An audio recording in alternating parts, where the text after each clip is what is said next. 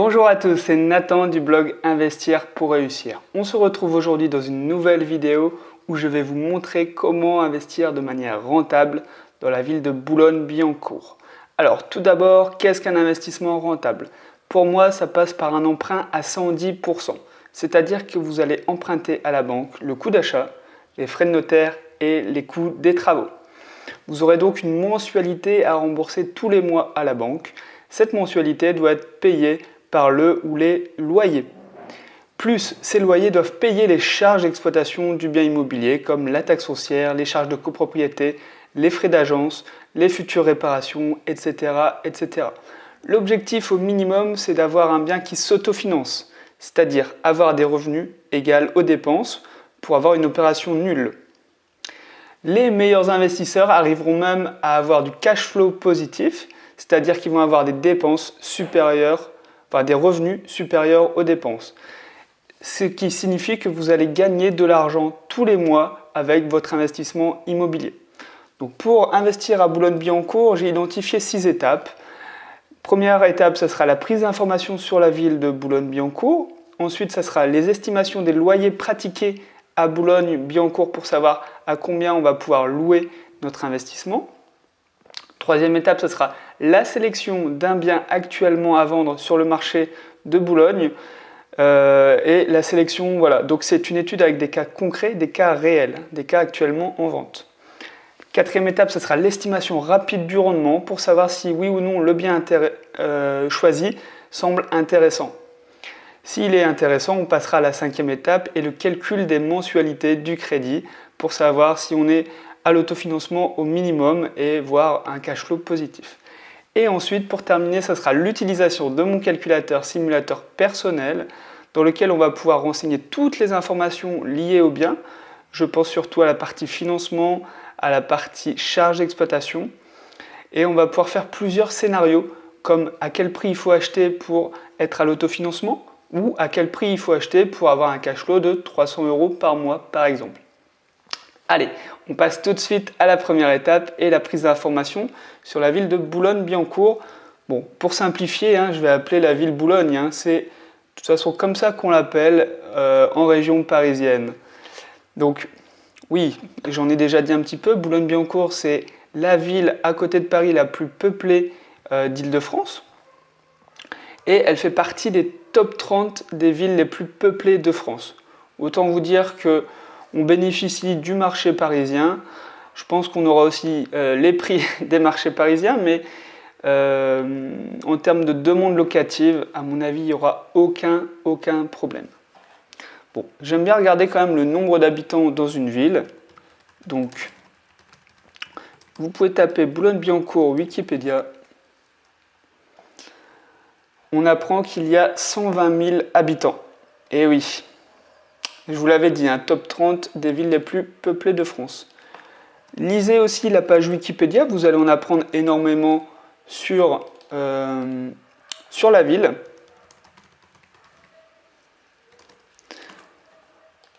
Pour ceux qui ne savent pas où se trouve la ville de Boulogne-Billancourt, donc on va regarder ça tout de suite, mais c'est... vous voyez, regardez. Boulogne-Billancourt, c'est vraiment à côté du 7e et du 8e arrondissement, à côté aussi d'Issy-les-Moulineaux et à côté du Bois de Boulogne, évidemment.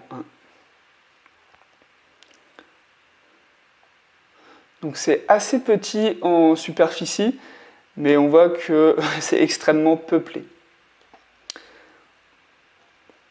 Donc là, autant vous dire que c'est un peu comme si on habitait à Paris, quand on habitait à Boulogne.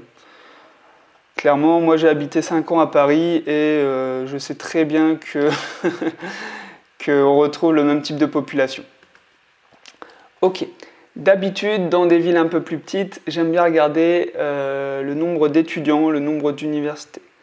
Pourquoi? Parce que les étudiants sont des très bons locataires, parce que ce sont les parents qui payent le loyer. Donc vous avez un risque d'impayé pratiquement nul, d'accord?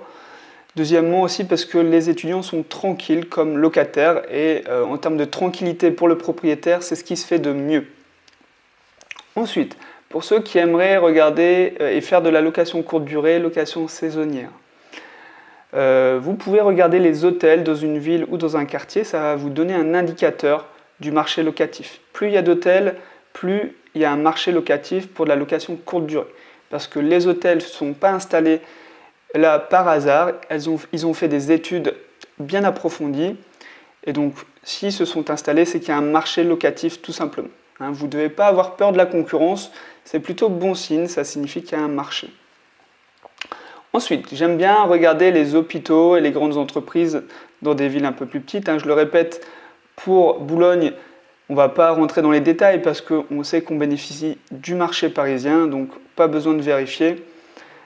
Je reviens à mes hôpitaux. Donc les hôpitaux, parce que ça emploie en général énormément de personnes soignants et personnel non médical. On parle vite de 4 à 5 000 personnes qui travaillent. Donc pourquoi pas viser un emplacement à côté de l'hôpital pour cibler ce type de locataire. Ensuite, vous avez les transports et plus particulièrement les transports en commun. Surtout dans les grandes villes, la capitale comme Paris, les transports en commun, c'est 85% des voyages. Et pour les étudiants, les jeunes actifs et même les actifs qui sont un petit peu plus âgés, tout le monde utilise les transports en commun. Donc, on va devoir cibler un bien à côté quand même des transports en commun. La chance, c'est qu'à Boulogne, c'est assez petit et je sais qu'il y a des lignes de métro. Ok. Ensuite, le meilleur moyen, c'est de passer du temps sur place, passer du temps dans la ville, passer du temps dans les quartiers. Regardez les projets d'urbanisme, regardez qui habite dans ces quartiers, la population, regardez l'état des quartiers, regardez les nuisances sonores. Vraiment, il faut passer du temps, que ce soit pendant vos week-ends ou après votre travail. Regardez quartier par quartier et posez des questions aussi aux habitants sur place. Vous allez apprendre énormément de choses. Demandez-leur juste est-ce qu'il fait bon vivre ici, par exemple, et vous allez avoir des réponses très intéressantes. Personnellement, Boulogne-Billancourt, je connais un petit peu. C'est, il me semble, un quartier plutôt, une ville plutôt huppée avec une très bonne réputation. Je vous laisserai de toute façon vérifier toutes ces informations en vous rendant sur place et en faisant vos recherches sur Internet. On va passer du coup à la deuxième étape et l'estimation des loyers. Alors, vous l'avez compris, on veut emprunter la totalité à la banque et avoir du cash flow tous les mois. Pour y parvenir, il va falloir transformer l'usage d'habitation d'un bien. Il va falloir créer de la valeur, augmenter la valeur locative de notre bien. Pour y parvenir, il n'y a pas de secret. Si vous louez un T2 au prix d'un T2, vous n'arriverez jamais à faire ce qu'on a envie. Donc, par quoi ça passe? Ça peut passer par exemple par de la division. Acheter un grand appartement avec un prix au mètre carré moins élevé pour le louer en 2 studios ou 2 T2. Ça peut être faire de l'agrandissement, acheter un grand studio et créer une chambre pour le louer au prix d'un T2. Tout de suite augmenter son prix de location de 100-150 €. Ça peut être aussi faire de la colocation, diviser les espaces et les chambres pour obtenir des loyers plus importants que si on louait à une famille. Ça peut être aussi acheter un immeuble de rapport. On va bénéficier du prix de gros. Acheter 4 ou 5 appartements d'un coup doit vous revenir moins cher que d'acheter 4 fois un appartement. Et il y a aussi la location courte durée qui s'est développée depuis quelques années, qui va être très intéressante parce qu'on va louer à la nuit et du coup on va pouvoir louer plus cher que si on louait à l'année à un seul locataire. J'ai envie de partir sur de la location courte durée et saisonnière sur Boulogne-Billancourt. Pourquoi? Parce qu'on bénéficie de l'attractivité de Paris et c'est aussi un mode de location qui permet d'avoir la meilleure rentabilité. Comme je sais qu'on va être serré parce que le prix d'achat va être très élevé à mon avis, et pour avoir de la rentabilité, il faudra louer très cher et la location courte durée, c'est ce qui va nous permettre de louer le plus cher possible. Donc on va regarder tout simplement sur Airbnb, Boulogne-Billancourt, les tarifs et les nuits proposées.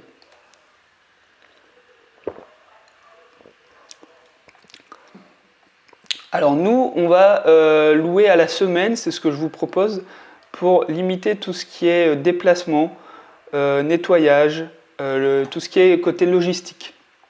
Donc je vous propose de louer à la semaine au minimum. Donc nous aussi, on va regarder des annonces à la semaine. Et puis on va accueillir 2 personnes au maximum dans notre logement. Donc ça va être un studio ou un T2, à voir. Mais on va partir sur 2 personnes en capacité d'accueil.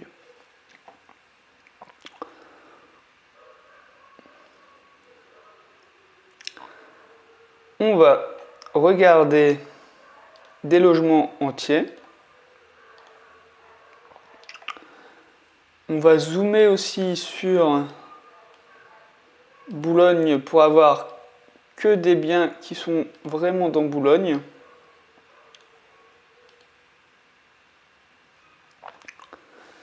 Et je vais regarder les prix pratiqués pour des studios. Donc voilà, studio, là c'est 40 €. On est juste à côté, porte de Saint-Cloud. Je vais noter le prix. 40 € par nuit. Ensuite, on a ici 53 € par nuit.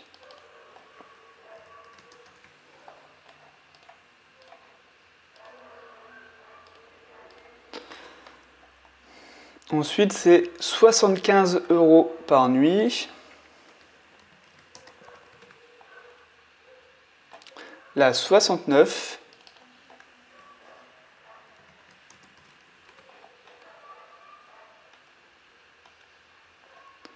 Ici, 78.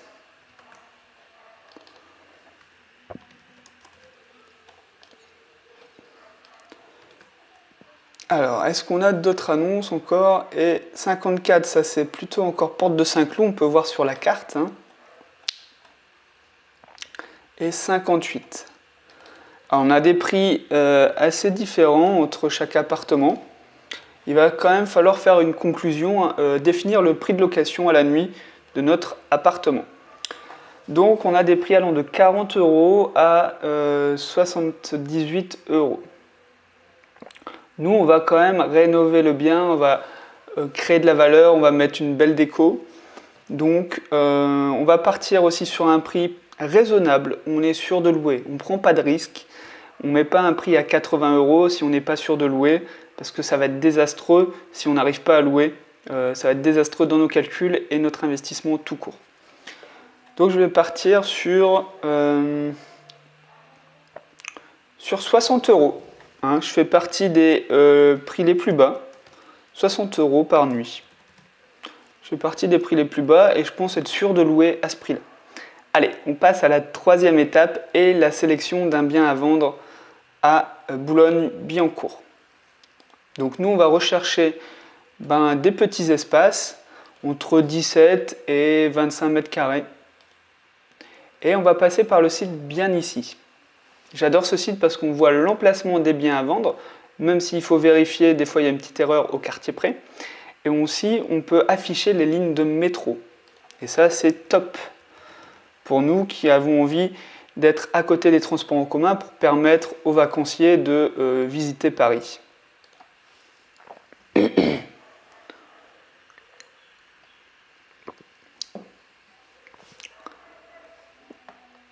Donc je vais trier par surface, je vais mettre 16 mètres carrés jusqu'à 25 mètres carrés.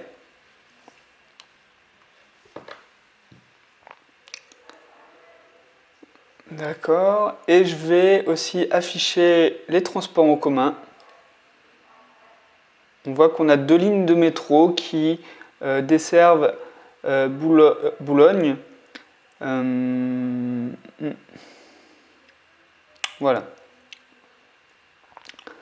Alors, toujours la bonne affaire dans l'immobilier se fait à l'achat. Il faut acheter le plus bas possible. Donc je me concentre sur les biens affichés les plus bas, tout simplement. Ça me permet de filtrer aussi les annonces et filtrer les futures visites que je vais faire. D'accord. Alors, ce studio indépendant d'une belle pièce principale. une belle cour. On pourrait même mettre un local d'activité apparemment. On n'a pas beaucoup de photos, mais on va noter 176 000 euros, 17 mètres carrés. Je vous l'avais dit, hein, les prix sont les mêmes prix qu'à Paris, voire même là on a 10 000 euros du mètre carré. Hein. Alors, un autre bien, 180 000 euros, 17 mètres carrés. Alors, lui, il a été entièrement refait dans un bel immeuble de standing. Ah ouais. Intéressant celui-ci parce que au moins on pourrait le louer tout de suite aussi. Hein. Il y aurait très peu de travaux à faire. On aurait les coûts de travaux en moins à débourser et on pourrait le louer très rapidement. Donc un bien qu'on peut louer dans un mois ou un bien qu'on peut louer dans 3 mois, c'est pas du tout la même rentabilité non plus. Donc 180 000 euros, 17 mètres carrés.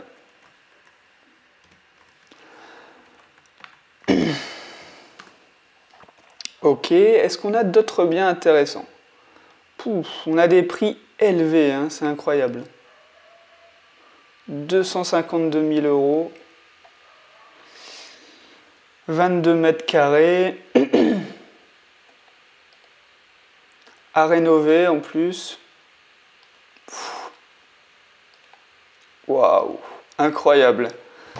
252 000 euros.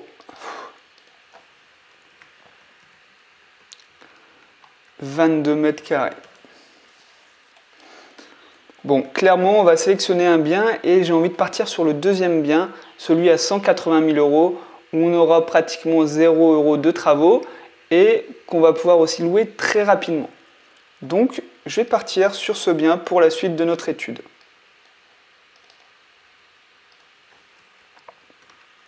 Et on va passer à l'étape numéro 4 et l'étude rapide de la rentabilité. Alors, on a donc un coût d'achat de 180 000 euros, des frais de notaire qui vont être aux alentours de 7-8%, donc dans les 15 000 euros à peu près. Coût des travaux. Là, il va falloir de toute façon visiter le bien pour se rendre compte de ce qu'il y a à faire. Et faites passer au moins 2 artisans pour avoir 2 devis différents, hein, pour avoir un budget vraiment précis du montant des travaux. Pour le bien à 180 000, qu'est-ce qu'on a à faire? Ben, franchement, la cuisine, elle est propre. Hein. Ça a vraiment été refait. Hein. Même la salle de bain a l'air correcte. Donc, moi, je vais partir sur 5 000 euros. 5 000 euros, c'est vraiment pas grand-chose. Peut-être un petit rafraîchissement des murs, des plafonds, du sol, je sais pas. Mais vraiment pas grand-chose. À visiter de toute façon pour se rendre compte sur place de ce qu'il y a à faire. Je budgétise quand même 5 000 euros, on ne sait jamais. Donc on est à 200 000 euros le coût total de notre investissement. Combien on peut louer déjà? On peut louer à 60 euros la nuit.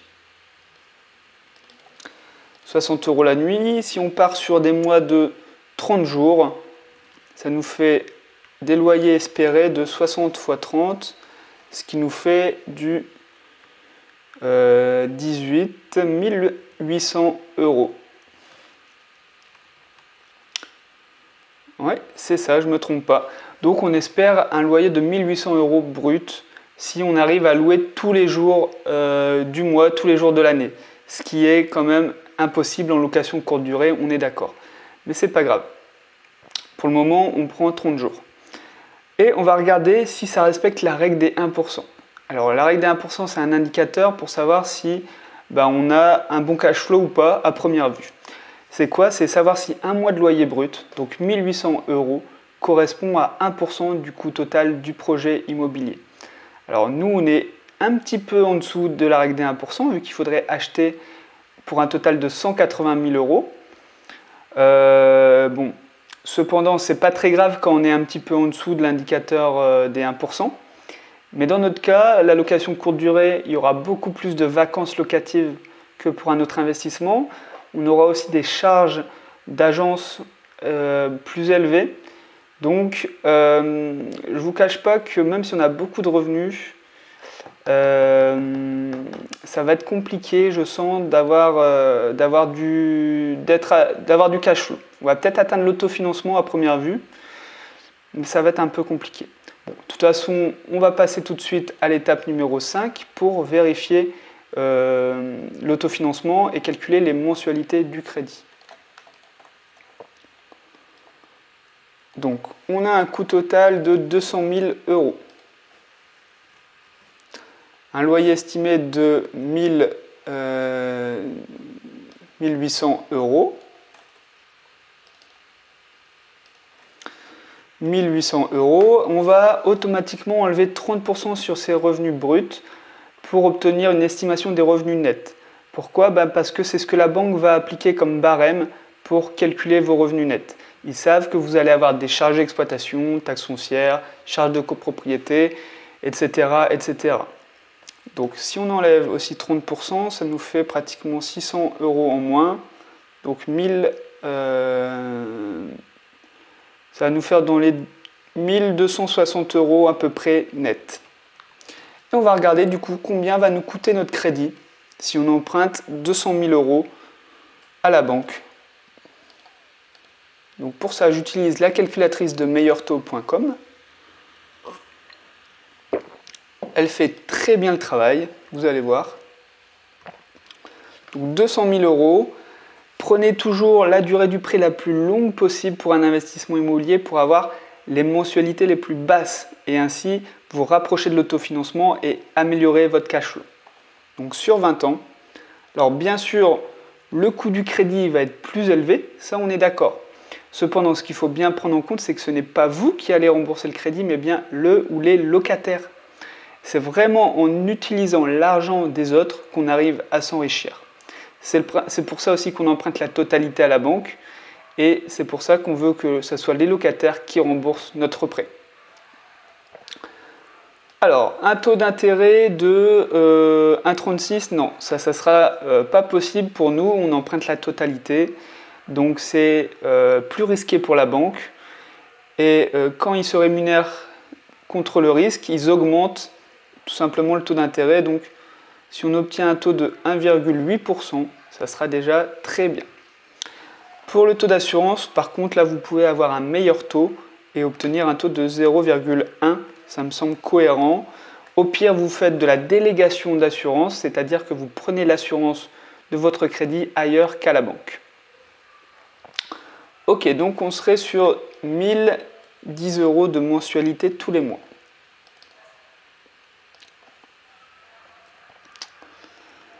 Et là, c'est simple, c'est regarder si les loyers sont supérieurs aux mensualités. Avec 1260 € net, estimé net, et 1000 € de mensualité, on a pratiquement on a 250 € en plus dans notre poche tous les mois. Là, c'est vraiment le type d'opération qu'un investisseur rentable va rechercher. Parce que là, on a un bien de 180 000 € qui va arriver dans notre patrimoine tout seul dans 20 ans. D'accord ? Vous avez tous les mois en plus un revenu, un gros billet qui arrive dans votre poche également. Et c'est grâce aussi à avoir quand on a du cash flow, on peut aussi réinvestir en fait. On peut acheter d'autres biens, multiplier les opérations d'investissement. Et oui, parce qu'on gagne de l'argent à chaque investissement, donc c'est comme ça que certains arrivent à acheter 4, 5, 6, 7, 10 biens en 2-3 ans. Alors moi je vais mettre des guillemets parce que on a fait moins 30% sur les loyers bruts pour avoir des loyers nets, alors qu'en réalité on va voir qu'on aura plus de charges, surtout en location courte durée. Donc on va passer à la 6e étape pour regarder ça. Alors, je reprends les chiffres du bien. 180 000 €.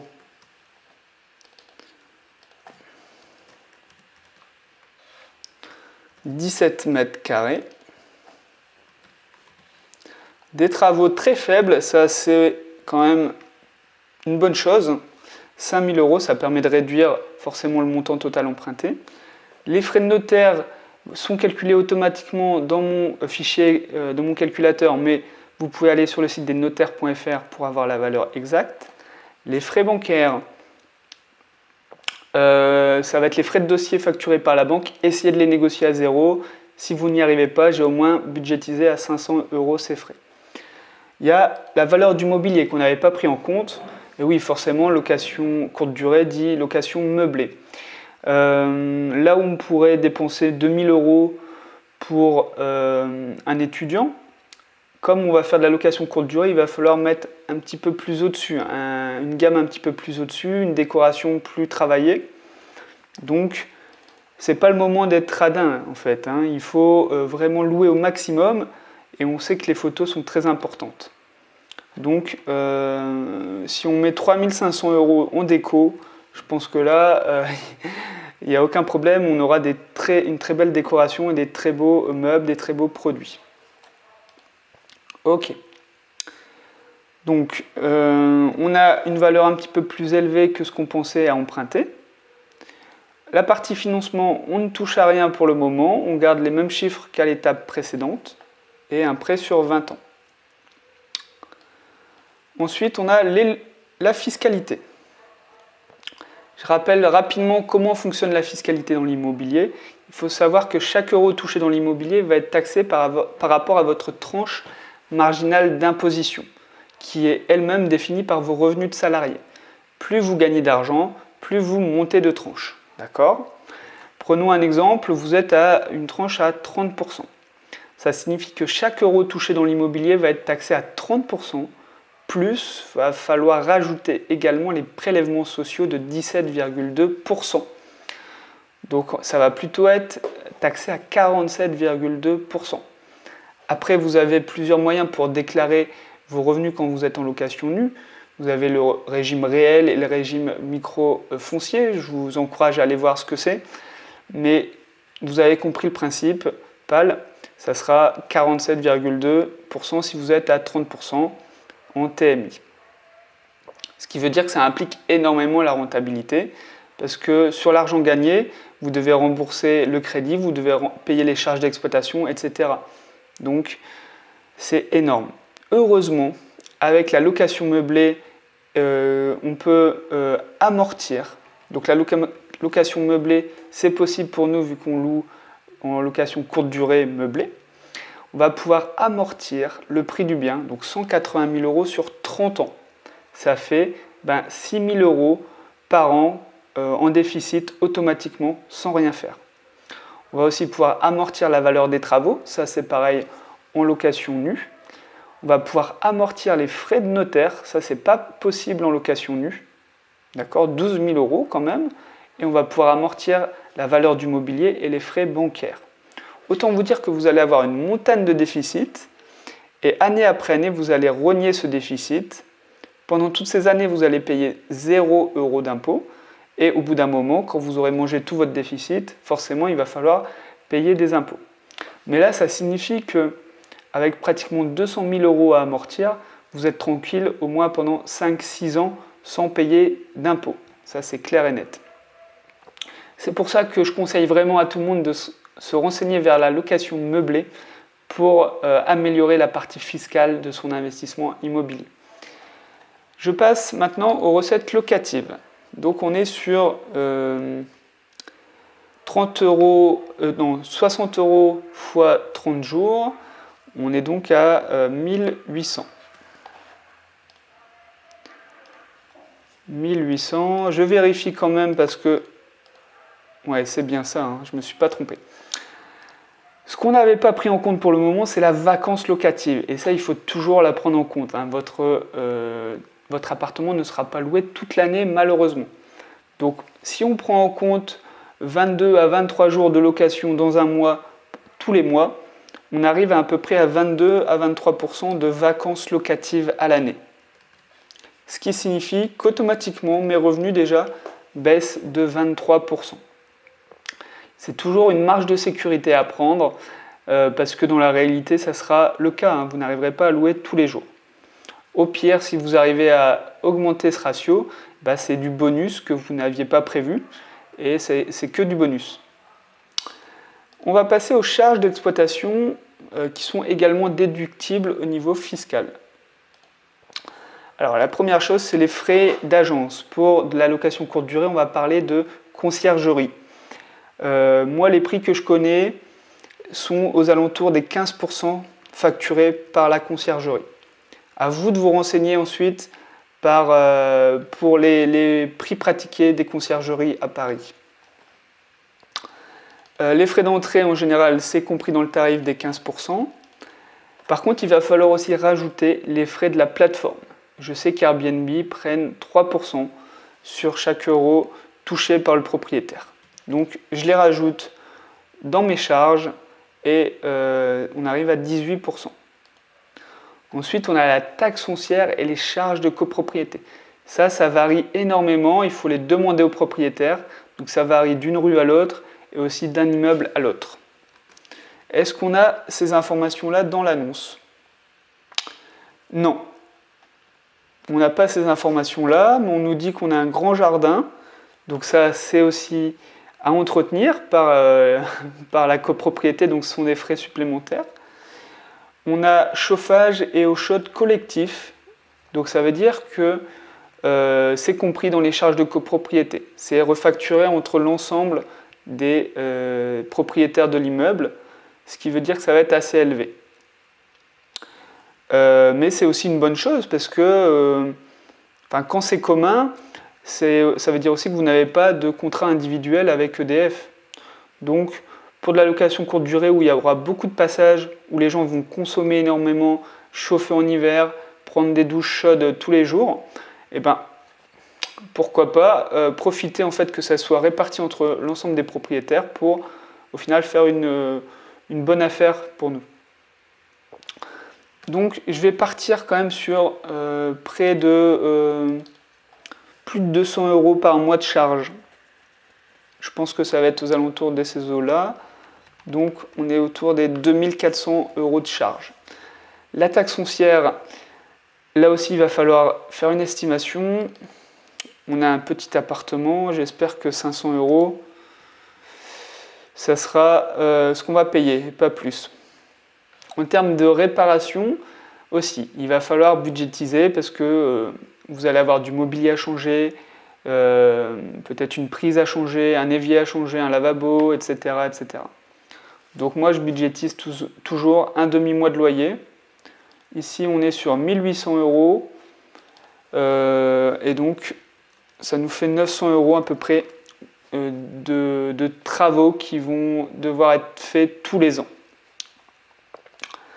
Ensuite, on a aussi l'assurance propriétaire non occupant. Et là, je pense que pour 100 €, vous devrez assurer votre bien sans problème.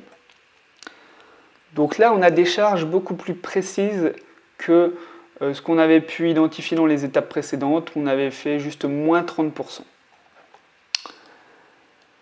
Donc on a des premiers retours sur investissement, des premiers rendements qui sont quand même pas trop mal pour Paris et Boulogne. Mais nous, le plus important, je le répète, c'est le cash flow. Savoir si on a de l'argent qui rentre dans notre poche ou au contraire si on a de l'argent qui sort de notre poche.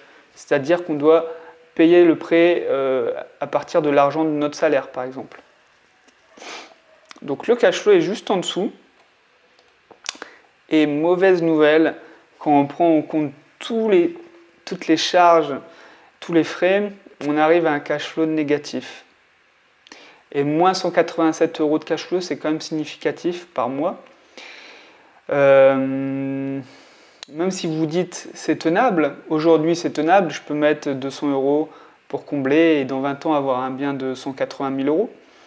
Cependant, pour la banque déjà, ça va être compliqué de vous financer parce que vous perdez de l'argent tous les mois.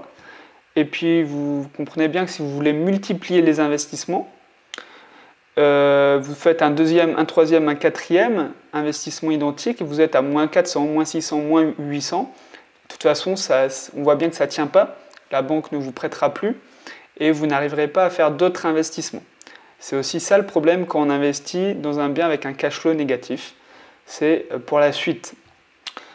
Donc, c'est pas terrible. On va voir comment on peut améliorer ces chiffres-là. Donc j'enregistre quand même ce scénario de base.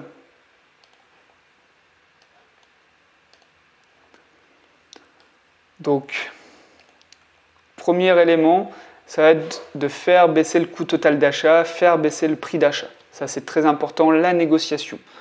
Alors, on est dans une zone très tendue, hein, la région parisienne, Boulogne-Billancourt, la ville, une des villes les plus proches de Paris.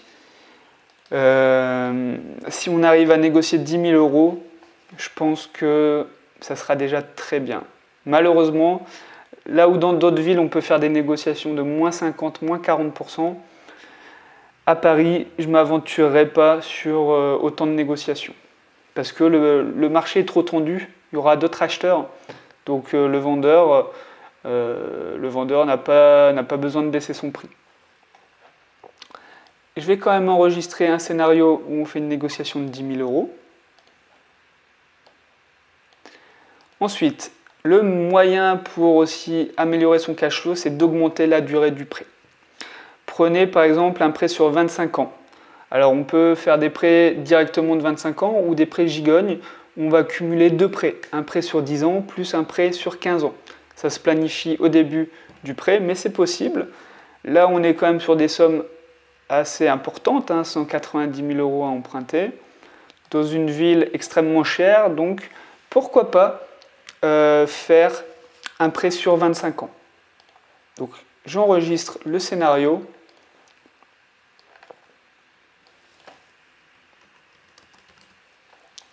« 25 ans. Ensuite, on pourrait bien sûr faire baisser le taux du prêt et le taux de l'assurance. Cependant, on emprunte la totalité, donc il faut savoir faire des compromis aussi avec la banque. Ça ne va pas être évident. Sachez que s'il faut baisser un taux, ça sera vraiment le taux de l'assurance. Parce qu'en général, le taux de l'assurance s'applique sur le capital total emprunté. Donc les intérêts n'évoluent pas au fil des mois et des années. Alors que le taux nominal du prêt s'applique en général sur le capital restant dû. Comme vous remboursez du capital restant dû chaque mois, eh ben, les intérêts diminuent et donc c'est bien plus intéressant de faire baisser le taux de l'assurance que le taux d'intérêt nominal. Après, certains arrivent maintenant à avoir un taux d'assurance sur le capital restant dû et du coup c'est moins impactant, la différence est moins impactante. Mais voilà, retenez, le taux d'assurance est en général plus important que le taux nominal. Ensuite, on va faire une estimation, on va louer un petit peu plus cher quand même. On peut aussi imaginer que dans 4-5 ans, on va pouvoir louer plus cher. Donc, on peut partir par exemple sur un prix de location de 65 €.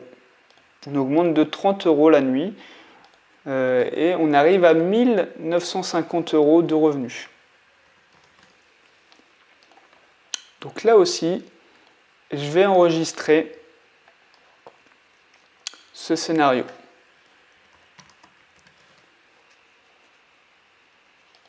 Ok. Ensuite, un autre moyen aussi d'améliorer son cash flow, c'est de réduire les charges.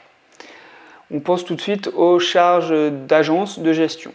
Alors honnêtement, ça prend énormément de temps de gérer un bien en location courte durée, que ça soit répondre aux questions des futurs vacanciers sur les sites et les plateformes comme Booking ou Airbnb. Après, c'est le déplacement, c'est l'état des lieux, le nettoyage, etc., etc. Et ça recommence pratiquement toutes les semaines, tous les jours.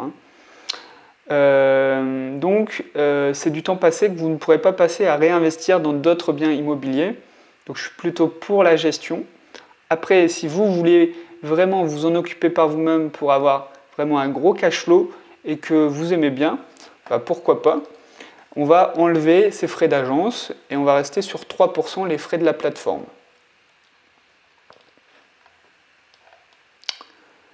Donc sans agence,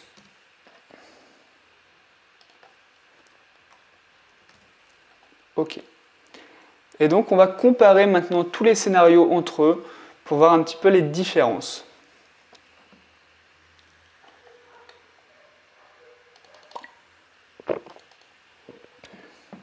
Alors vous retrouvez plein d'informations liées à chaque scénario.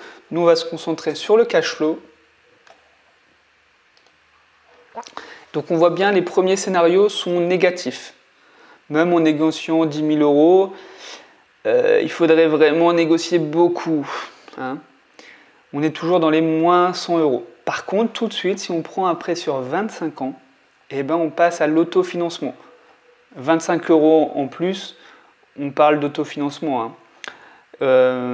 Mais ça fait une grande différence, hein. Payer 120 euros de votre poche tous les mois pendant 20 ans ou ne rien payer du tout pendant 25 ans. Hein, le but, c'est vraiment d'utiliser l'argent des autres, hein, je l'ai répété. N'achetez pas une dette, n'ayez pas un cash flow négatif, je l'ai répété, pour aussi pouvoir réinvestir dans d'autres biens immobiliers. Sur 25 ans, si on augmente le loyer aussi à 65 euros, donc une simulation un peu plus haute, qui n'est pas non plus excessive vu les prix pratiqués à Boulogne, on passe à 120 euros de cash flow. Là, ça fait quand même une petite différence, hein. Ça fait un gros billet, une marge de sécurité en plus, tous les mois. Donc c'est très bien. Et ensuite, le dernier scénario, si vous faites appel à aucune agence, et bien là, vous arrivez à 315 euros de cash flow. Autant vous dire que vous achetez 3 biens comme ça, vous les gérez tous les 3, ça va vous demander beaucoup de temps, mais vous aurez 1000 euros en plus tous les mois. Hein, ça fait des revenus très significatifs supplémentaires. Bon, on arrive à la fin de cette vidéo, je vais récapituler un petit peu. Vous avez vu que pour avoir de la rentabilité et du cash flow, il faut transformer l'usage des biens pour augmenter leur valeur locative. Le but aussi, c'est d'acheter le moins cher possible. Ici, on est sur Boulogne-Billancourt, une ville avec un marché très tendu, donc c'est compliqué, hein. Sans augmenter les revenus, à mon avis, c'est impossible d'avoir du cash flow positif en empruntant la totalité. Grâce à l'augmentation surtout de la durée du prêt, hein, prendre une durée de 25 ans et avec un bon projet de location courte durée comme nous lors de cet exemple, on arrive quand même à avoir un peu de cash flow, hein, ou au moins assurer l'autofinancement. Donc ça doit quand même être une bonne affaire pour vous parce que vous achetez un bien qui vaut 180 000 euros dans une ville qui est Boulogne, donc une ville extrêmement dynamique et qui, c'est à côté de Paris clairement, donc il n'y a aucun souci à se faire pour le futur de votre bien. Voilà, vous avez aussi maintenant les clés pour faire vous aussi vos propres calculs. De plus que je vous donne mon calculateur dans la description de cette vidéo, vous pouvez le télécharger. Vous pouvez aussi télécharger mon guide pour faire la bonne affaire dans l'immobilier. Je donne 7 astuces pour acheter en dessous du prix du marché. Et vous pouvez aussi, si vous voulez en apprendre davantage sur l'investissement immobilier, vous abonner à ma chaîne YouTube, c'est au-dessus. Moi, je vais vous souhaiter de très bons investissements à Boulogne-Billancourt, mais aussi partout ailleurs. Et je vous dis à la prochaine.